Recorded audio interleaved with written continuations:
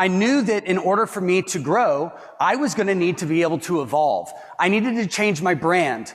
If you looked at our old logos and the old storefront, it looks like a pizza dive, not a pizza restaurant. So I got with the branding company. I actually interviewed 3 of them, ended up picking one who I still work with today, Plan B out of Dallas, Texas.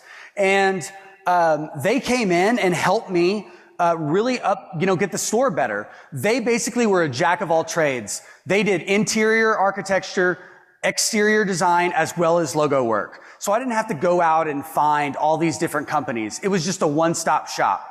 But one of the things that the president explained to me on the very first day was that branding works kind of like the world. The world is always moving like this, and your branding has to kind of go a little bit behind it.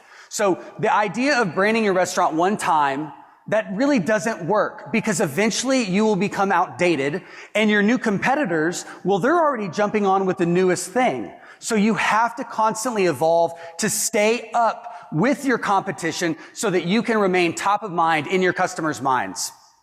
So what you'll see here is that that's what Gapco does.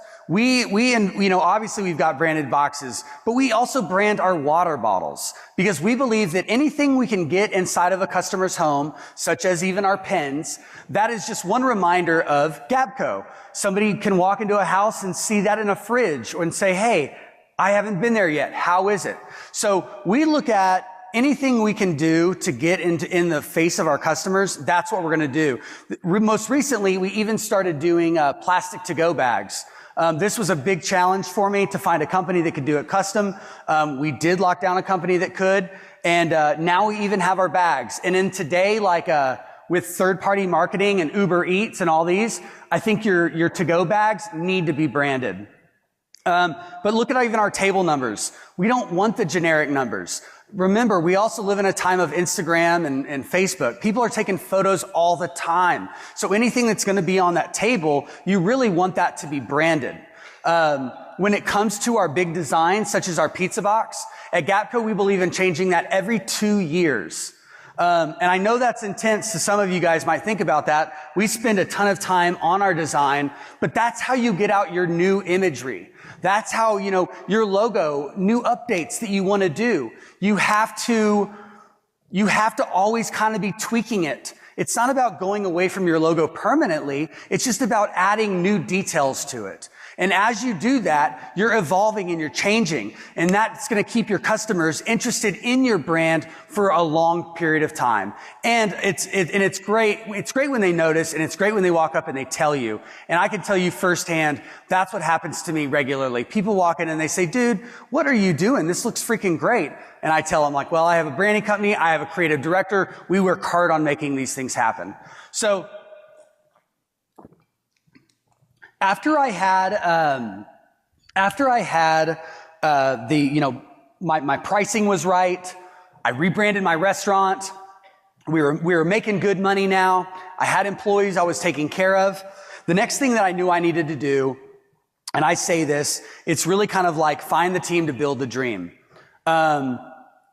My team, which I kind of call as my infrastructure, I did not go out and hire more restaurant managers.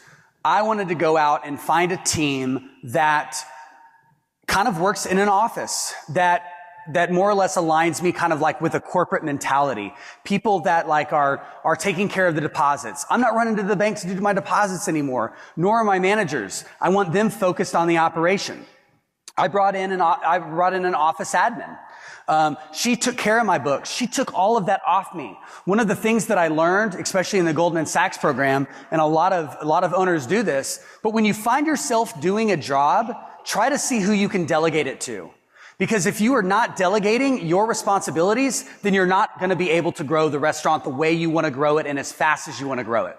So I know that's a lot to stomach, but to me, building that infrastructure that is going to take these jobs is very important. My team today consists of 2 office admins, a catering manager, a creative director, which many of you guys know, Phil, and have seen his work online. Hey, Phil.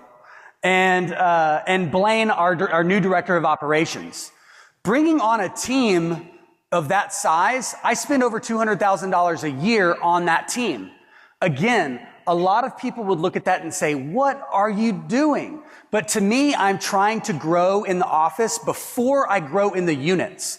Because the last thing I want to do is have more units, more sales, more customers to deal with, and not have the infrastructure to take care of those people. So I'm trying to kind of grow in a different way so that way I've got a good team I can trust and then grow my units, then scale, not do it in reverse.